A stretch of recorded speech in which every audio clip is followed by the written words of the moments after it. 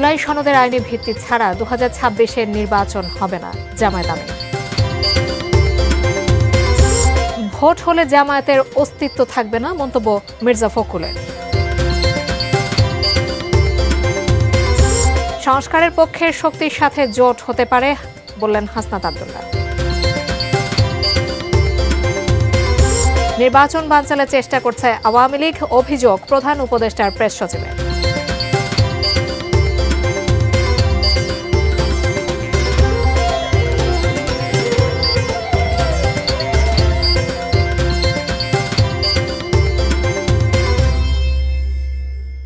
দেখছেন ATN news. দেশের খবরে আপনাদের সবাইকে আমন্ত্রণ জানাচ্ছি। আমি জান্নাতুন নাহার জাকিয়া। এতক্ষণ নাসির সিনট্যাক্স অ্যালুমিনিয়ামের সৌজন্যে শিরোনামগুলো শুনছিলেন। বিস্তারিত গণভোট দিতে হবে। যদি গণভোট না দেয়া হয় কঠোরতম আন্দোলন করা হবে এবং এই আন্দোলনে সরকার গণভোট দিতে বাধ্য হবে। মোটা দাগে এটাই সব রাজনৈতিক দলের যে প্রধানরা তারা এটি বলছেন। এখানে বক্তব্য রেখেছেন জামায়াত ইসলামের আমির ডক্টর শফিকুর রহমান, ইসলামী আন্দোলনের আমির রেজাউল করিম, বাংলাদেশ খেলাফত মজলিসের আমির মাওলানা মামুনুল হক, খেলাফত মজলিসের আমির মাওলানা বাসেদ আজাদ সহ অন্যান্য যে রাজনৈতিক দলগুলো রয়েছে সেই রাজনৈতিক দলেরও প্রধানরা আজকের এই সমাবেশটি থেকে তারা সরকারকে কঠিনতম একটি বার্তা দিতে চাইছে। সেটি হচ্ছে জুলাই সনদের বাস্তবায়ন এবং এই নির্বাচনের আগে অর্থাৎ ত্রয়োদশ জাতীয় সংসদ নির্বাচনের আগে গণভোট দিতে হবে।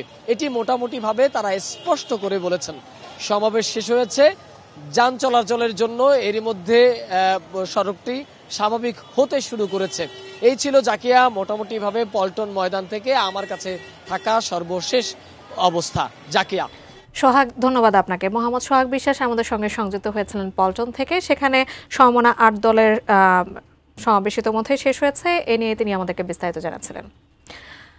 এদিকে ভোট হলে জামায়াতের অস্তিত্ব থাকবে না বলে মন্তব্য করেছেন বিএনপি মহাসচিব মির্জা ফখরুল ইসলাম আলমগীর। দুপুরে ঠাকুরগাঁও সদর উপজেলার কে বাড়ি লক্ষ্মীরহাট উচ্চ বিদ্যালয় মাঠে এক মতবিনিময় সভায় এ কথা বলেন তিনি। মির্জা ফখরুল আরও বলেন, এলাকায় একটাও এনসিপি নেই, সে কারণে তারা জামায়াতের সাথে সুর মেলাচ্ছে। সরকার গায়ের জোরে কিছু চাপিয়ে দিলে জনগণ তা মানবে না বলেও মন্তব্য করেন তিনি।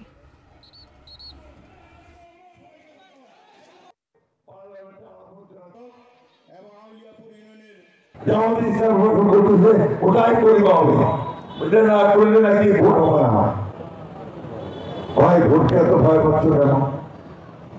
তুমি জানো যে ভোট হলে তোমার অস্তিত্ব থাকবে না, এই কারণে ভোটকে এত ভয় পাও। এনসিপি নাম শুনেছেন তো? মৈপুরের এনসিপি আছে, এনসিপি একটাও এই এলাকায় একটা এনসিপি আছে, একটাও না। তাহলে কেন করে ভোট হবে? ভোটটা হবে কিভাবে? ওরা ভোটই পাবে না। সংস্কারের পক্ষের শক্তিগুলো আসতে চাইলে তাদের সঙ্গে জোট গঠন হতে পারে বলেছেন জাতীয় নাগরিক পার্টি এনসিপির দক্ষিণাঞ্চলের মুখ্য সংগঠক হাসনাত আব্দুল্লাহ। সকালে নারায়ণগঞ্জে দলের জেলা ও মহানগর অফিস উদ্বোধনকালে তিনি কথা বলেন।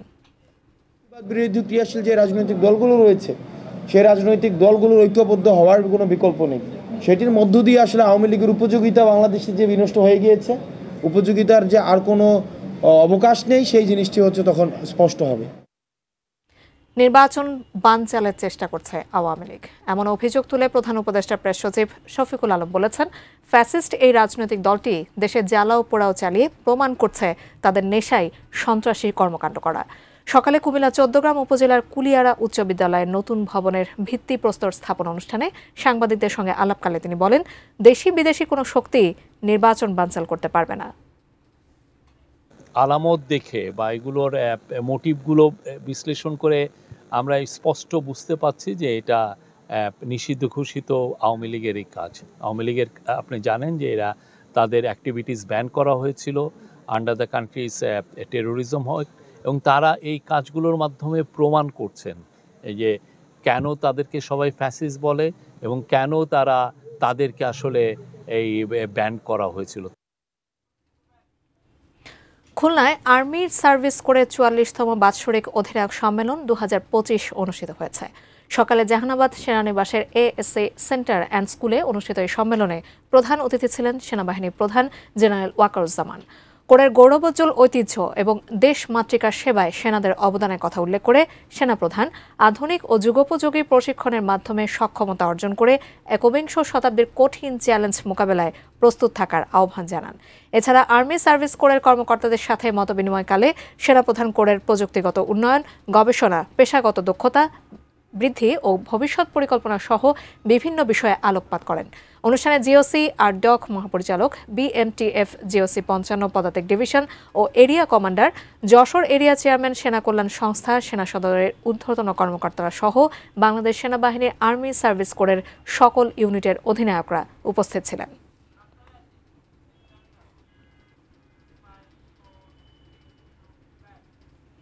দেশের খবরে এই পর্যায়ে একটি বিরতি নিচ্ছি, ফিরে এসে অন্যান্য খবরের সঙ্গে আরও থাকছে। বাংলাদেশ মিয়ানমার সীমান্তে মাইন আতঙ্ক।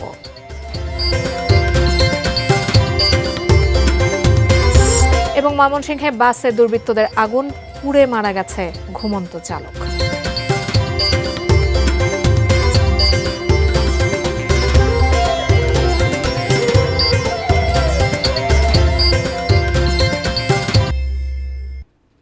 বিরতির পর আরও একবার আমন্ত্রণ জানাচ্ছি দেশের খবরে। মিয়ানমারের সংঘাতময় রাখাইন রাজ্যে সরকারি সেনা ও বিদ্রোহী আরাকান আর্মির লড়াইয়ের প্রভাব তুমরু সীমান্তে। দিন দুপুরে সশস্ত্র আরাকান আর্মির সদস্যদের বাংলাদেশে অনুপ্রবেশ, সীমান্তে একের পর এক মাইন বিস্ফোরণে হতাহতের ঘটনায় অস্থির বাংলাদেশ মিয়ানমার সীমান্ত। সীমান্ত এলাকা ঘুরে এসে কামরুল হাসানের ক্যামেরায় প্রতিনিধি অর্পণ বড়ুয়ার প্রতিবেদন। 18 অক্টোবরে সামাজিক যোগাযোগ মাধ্যমে ভাইরাল এই ভিডিওতে দেখা যায় ভারী অস্ত্র হাতে বান্দরবানের নাইখংছড়ি দিয়ে বাংলাদেশ ভূখণ্ডে অনুপ্রবেশের চেষ্টা করছে আরাকান আর্মির 3 সদস্য। 24 সেকেন্ডের এই ভিডিওতে শোনা যায় তাদের ফিরে যেতে বলছেন বিজিবি। বিজিবির দাবি, অত্যন্ত পেশাদারিত্বের সাথে আরাকান আর্মির ওই 3 সদস্যকে ফেরত পাঠানো হয়েছে। আমরা অত্যন্ত দৃঢ় প্রতিজ্ঞ যে বাংলাদেশের অভ্যন্তরে কোনো মায়ানমারের আরাকান আর্মি প্রবেশ করতে পারবে না। সেরকম টহল, সেরকম নিরবিচ্ছিন্ন কর্মপরিকল্পনা আমাদের রয়েছে। আরও এক উৎকণ্ঠার নাম মাইন। সীমান্ত করিডোরে রাতের আধারে মাইন পুঁতে রাখছে আরাকান আর্মি। বিভিন্ন সময় মাইন বিস্ফোরণে আহত হচ্ছেন স্থানীয় বাসিন্দা ও বিজিবি সদস্যরা। 12 অক্টোবর তুমরু সীমান্তে মাইন বিস্ফোরণে আহত হন বিজিবি সদস্য নায়েক আক্তার হোসেন। 31 অক্টোবর ঢাকার সম্মিলিত সামরিক হাসপাতালে মৃত্যু হয় তার। গত বছর মাইন বিস্ফোরণে পা ছিন্ন ভিন্ন হয়ে যায় ফকিরা ঘোনা গ্রামের বাসিন্দা নবী হোসেনের। বাম পা বিচ্ছিন্ন হয়ে গেছে হেডম্যান পাড়ার অন্যতেং তঞ্চঙ্গার। আমার দেহে একটা পা নাই, বাড়িতে বই থাকি, কোনো কাজ নাই। পা নাগাদ তো অনেক কষ্ট, যার পা নাই একটা তারা বুঝে ঠিক আছে কষ্ট কি জিনিস। মিয়ানমারে ত্রিমুখী সংঘর্ষ এবং সীমান্তে পুঁতে রাখা মাইন বিস্ফোরণে আহত হয়েছেন অন্তত 60 জন বাংলাদেশি বাসিন্দা। পা হারিয়েছেন 45 জন, মৃত্যু হয়েছে 6 জনের। তো আমরা যেটা ধারণা করছি যে হয়তোবা কোনো সময় এখানে বিচ্ছিন্নতাবাদী গ্রুপ যারা আছে তারা হয়তোবা ধাওয়া পাল্টা ধাওয়া হতে পারে। এরই কোনো একটা ঘটনাচক্রে মাইনগুলো এখানে ফেলে রেখেছে। কারণ যারা মাইনটাকে বিস্ফোরণ করতে গিয়েছিল তাদের যে টিমটা জানিয়েছে এটা পুঁতে রাখা মাইন না। মাইন বিস্ফোরণে হতাহতদের পরিবারে নেমে এসেছে ভয়াবহ বিপর্যয়। উদ্বেগ উৎকণ্ঠায় দিন কাটছে সীমান্তবাসীর। অর্পণ বড়ুয়া, এটিএন নিউজ, কক্সবাজার। ময়মনসিংহের ফুলবাড়িয়ায় বাসে দুর্বৃত্তদের দেয়া আগুনে মারা গেছেন চালক জুলহাস মিয়া। ফুলবাড়িয়া থানার ওসি রকনুজ্জামান জানান, সোমবার রাত 3:15টার দিকে ফুলবাড়িয়া উপজেলা সদরের ভালুকজান এলাকায় আলম এশিয়া পরিবহনের একটি বাসে আগুন দেয় দুর্বৃত্তরা। বাসের ভেতরে থাকা চালক জুলহাস মিয়া আগুনে পুড়ে ঘটনাস্থলেই মারা যান। পরে তার মৃতদেহ উদ্ধার করে পুলিশ। এ ঘটনায় জড়িতদের গ্রেপ্তারে পুলিশের অভিযান চলছে।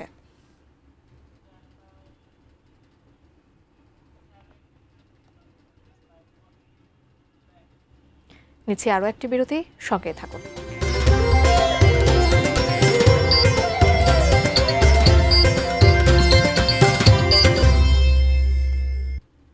আপনারা দেখছেন দেশের খবর। প্রকৃতি জানান দিচ্ছে শীতের আগমনী বার্তা। পর্যটন ব্যবসায়ীদের সারা বছরের অপেক্ষা এই মৌসুমের জন্যই। এবারের মৌসুমে কক্সবাজার পর্যটন খাতে লাভের আশা সংশ্লিষ্টদের। কক্সবাজার সমুদ্র সৈকত থেকে বিস্তারিত জানাচ্ছেন আমাদের প্রতিনিধি অর্পণ বড়ুয়া। প্রকৃতিতে জানান দিচ্ছে শীতের আগমনী বার্তা। যদিও কক্সবাজার সমুদ্র সৈকতে সারা বছরই পর্যটকের ভিড় লেগে থাকে, তবে ব্যবসায়ী যারা রয়েছেন তাদের জন্য অনেক বেশি স্পেশাল হচ্ছে শীত মৌসুম অথবা পর্যটন মৌসুম। এই পর্যটন মৌসুমকে ঘিরে এখানে যারা ব্যবসায়ী রয়েছেন পর্যটন সংশ্লিষ্ট, তাদের মাঝে চাঙ্গা ভাব ফিরে এসেছে। কেউ এসেছেন প্রিয়জনকে সাথে নিয়ে, আবার কেউ এখানে এসেছেন পরিবার পরিজনকে সাথে নিয়ে সমুদ্র ভ্রমণে। এখানে আগত পর্যটকদের অনেক বড় একটি অংশ সমুদ্র স্নান করছেন, আবার ভেজা বালির উপর দাঁড়িয়ে সমুদ্রের ঢেউয়ের যে তীব্র গর্জন সেটিকে উপভোগ করছেন। কক্সবাজারে আগত পর্যটকরা সমুদ্র সৈকতের পাশাপাশি সৈকতের পাশের যে দর্শনীয় স্থান মেরিন ড্রাইভ সড়ক, ইরানি পাথুরি বিচ এবং আদিনাথ মন্দির, রামর বৌদ্ধ মন্দির সহ নানান জায়গায় পর্যটকরা ছুটে যাচ্ছেন ঘুরে বেড়ানোর জন্য। কক্সবাজারের সমুদ্র সৈকতের সুগন্ধা থেকে এটুকু ছিল এখানকার সবশেষ। যে মাটিতে জন্ম কেটেছে শৈশব, সেখান থেকেই প্রথমবারের মতো জাতীয় সংসদ নির্বাচনে লড়তে যাচ্ছেন বিএনপি চেয়ারপারসন বেগম খালেদা জিয়া। তার প্রার্থিতা ঘোষণার পর দিনাজপুর ৩ আসনে তৈরি হয়েছে উৎসব মুখর পরিবেশ, উচ্ছ্বসিত মানুষও। দিনাজপুর প্রতিনিধি ভুবন সেনের তথ্য ছবি নিয়ে ডেস্ক রিপোর্ট। জন্ম জেলা থেকে প্রথমবারের মতো নির্বাচন করবেন বেগম খালেদা জিয়া। ত্রয়োদশ জাতীয় সংসদ নির্বাচনে দিনাজপুর ৩ আসনে বিএনপি তাকে প্রার্থী ঘোষণার পর থেকেই সৃষ্টি হয়েছে উৎসবের আবহ। গর্বিত এলাকাবাসী আনন্দ মিছিল আর মোটরসাইকেল শোভাযাত্রা করছেন তারা। খালেদা জিয়ার জন্ম, শৈশব ও পড়াশোনা দিনাজপুর শহরে হলেও এর আগে তিনি কখনো এখান থেকে প্রার্থী হননি। আসছে সংসদীয় নির্বাচনে ৩টি আসন থেকে প্রার্থী হচ্ছেন তিনি। বাবার বাড়ি, শ্বশুর বাড়ির সঙ্গে এই প্রথম জন্মস্থানে ভোট করবেন। সদর উপজেলা নিয়ে গঠিত দিনাজপুর ৩ আসন। এখানে আগে দুবার সংসদ সদস্য ছিলেন তার বড় বোন প্রয়াত খুরশিদ জাহান হক। দিনাজপুর ৩ আসন থেকে আপসীন নেত্রী বেগম খালেদা জিয়া মনোনীত হওয়ায় দিনাজপুরের সাধারণ জনগণ খুব উচ্ছ্বসিত। আমাদের ম্যাডাম যেহেতু স্বয়ং এখানে দাঁড়িয়েছেন, নারী যেহেতু উনি নারীর মনোভাবগুলো বুঝবেন এবং উনি এখানে আরো উন্নয়ন করবেন, আর আমরা সবাই ওনাকে পেয়ে একদম খুব খুব খুব গর্বিত। দিনাজপুর যে অবহেলিত জেলা হিসাবে এতদিন থেকে পরিচিত ছিল, সেই পরিচিতিটা নামটা ঘুচিয়ে দিয়ে এবারে আরো উন্নয়নমূলক কাজ করবে এবং দিনাজপুর জেলার প্রতি বিশেষ সুদৃষ্টি রাখবে। দিনাজপুর ৩ আসনে মনোনয়ন প্রত্যাশী ছিলেন একাধিক নেতা, তবে চেয়ারপারসনের প্রার্থিতায় তারা খুশি। তারা বলছেন বিভাজন নয়, বরং মিলছে নতুন প্রেরণা। তিনি এখান থেকে নমিনেশন পেয়ে আমাদেরকে উনি গর্বিত করেছেন, এই জন্য আমরা অত্যন্ত আনন্দিত। সাধারণ জনগণ কিন্তু চিন্তা ভাবনা করে যে দেশনেত্রী বেগম খালেদা জিয়ার জন্য আমাদের সন্তান, আমাদের কন্যা দিনাজপুর থেকে যেন নির্বাচন করে। সাধারণ আমাদের মতো প্রার্থী যদি ভোট করতাম, তার থেকে 10 গুণ কাজ হবে, অনায়াসে হবে। এবং যে সকল কাজ হয়েছে দিনাজপুরে নির্বাচিত হলে ইনশাল্লাহ ওই কাজগুলো আরো বড় ত্বরান্বিত হবে। 3 বারের প্রধানমন্ত্রী বেগম খালেদা জিয়ার আদি পৈতৃক নিবাস ফেনী জেলার ফুলগাজীতে হলেও খালেদা জিয়ার জন্ম দিনাজপুর সদরের বালুবাড়ি এলাকায়। এখানেই কেটেছে তার শৈশব। Shamsul Arefin, desk report, ATN news. শেষ করব দেশের খবর, তার আগে নাসির সিনট্যাক্স অ্যালুমিনিয়ামের সৌজন্যে শিরোনামগুলো জানিয়ে দেব আরও একবার।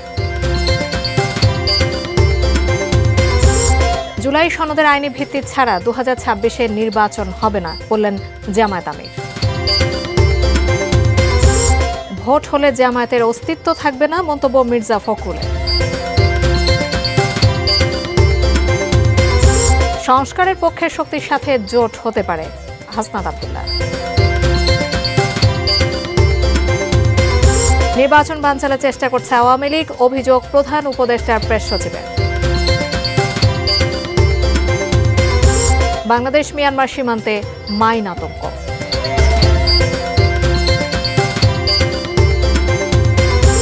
এবং ময়মনসিংহে বাসে দুর্বৃত্তদের আগুন, পুড়ে মারা গেছে ঘুমন্ত চালক।